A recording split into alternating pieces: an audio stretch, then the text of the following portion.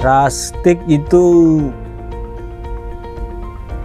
kalau secara bahasa dari bahasa Inggris artinya usang, rusty, sesuatu yang berkarat. Kalau kita cari padanannya dengan bahasa Melayu, ketemu tuh kata kasar begar, kasabega lah istilah orang. Jadi sesuatu yang tidak selesai, sesuatu yang tidak sempurna, cuman sebenarnya punya nilai, punya value di situ kan. Ditonjolkan dalam seni rustic adalah suatu ketidaksempurnaan. Jadi yang apa ya, yang ketidaksempurnaan dari kayu itulah yang menjadi nilai tambah dalam seni rustic itu.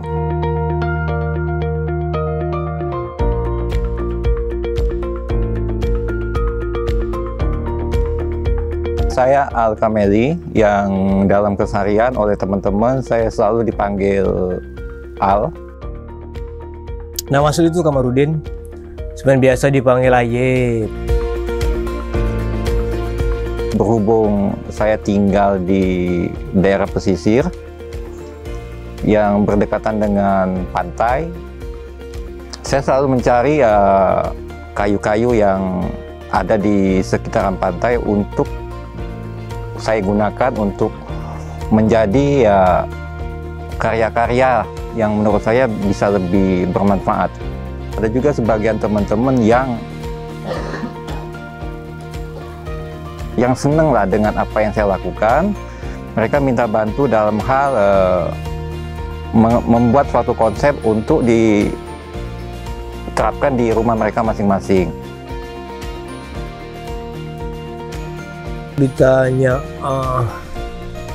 bisa nggak kreativitas kami ini dipakai dalam hal menata,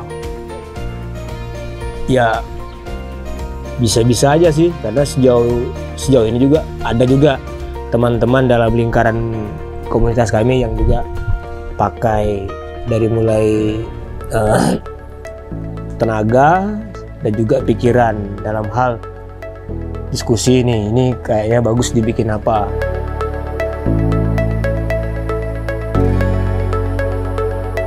Oke, rustic itu kalau secara bahasa dari bahasa Inggris artinya usang, rusty, sesuatu yang berkarat, sesuatu yang usang lah ya. Cuman kalau kita cari padanannya dengan bahasa Melayu, ketemu tuh kata kasar begar, kasabega lah istilah orang. Jadi sesuatu yang tidak selesai, sesuatu yang tidak sempurna, cuman sebenarnya punya nilai, punya value di situ kan. Yang ditonjolkan dalam seni rustic adalah suatu ketidaksempurnaan.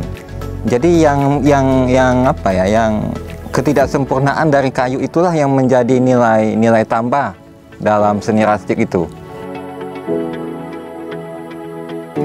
Biasanya kalau seni kayu-kayu yang lain, biasa mereka finishing sehalus mungkin, seglossy mungkin. Sedangkan untuk seni rustic itu malah terbalik. Mereka nggak akan kita finishing halus, biarin aja dikasarin segala macam.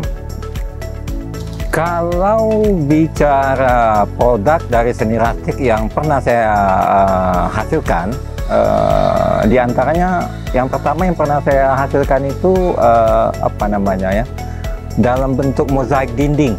Dalam bentuk mozaik dinding yang penempatannya biasa untuk di dinding di ruangan-ruangan, bisa di rumah pribadi, bisa di hotel-hotel segala macam. Yang selanjutnya tuh dalam bentuk skulptur atau patung, tapi yang bersifat natural. Yang selanjutnya banyak sih, seperti macam gantungan-gantungan kunci dari bahan-bahan kayu-kayu yang ada di pesisir pantai. Itu juga masuk bagian dari seni rustic. Hasil seni rustic itu tidak semestinya untuk kebutuhan keindahan sebuah ruangan saja, enggak. Rustic itu bisa kita fungsikan untuk penataan di outdoor maupun di indoor sendiri.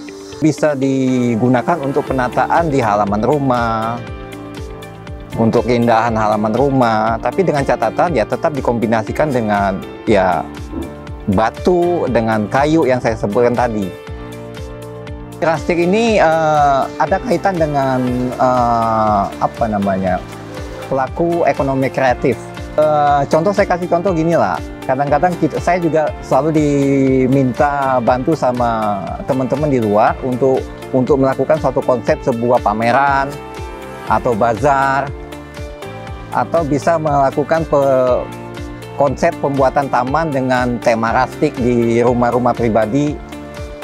Makanya saya sampaikan tadi, ini bisa ada kaitan dengan ekonomi kreatif.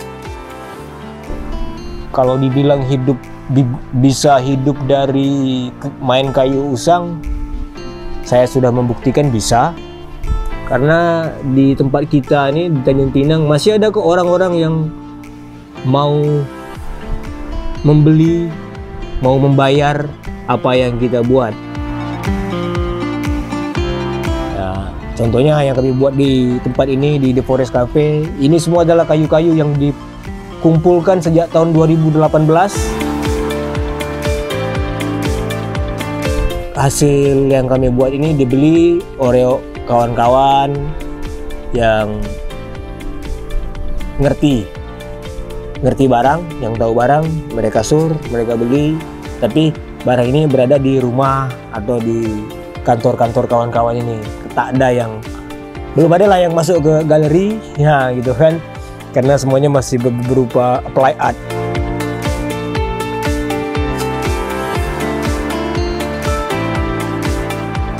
Dan yang tidak kalah penting kalau kita bicara seni rustik, ini turunan-turunannya banyak sekali. Kita bisa memanfaatkan dari bahan-bahan sisa, contohnya macam batu-batu, macam kayu-kayu, termasuk dari segi tanaman juga. Contohnya macam vertical garden, itu juga bagian dari seni rustik.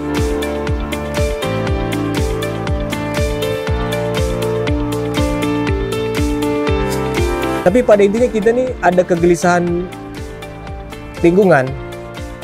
Jadi kita di Tanjung Pinang, kita di Pulau Bintan ini banyak sekali limbah-limbah di pantai itu, dari mulai plastik, tali temali, kayu-kayu balak hanyut, dan itu yang coba kami respon menjadi sesuatu.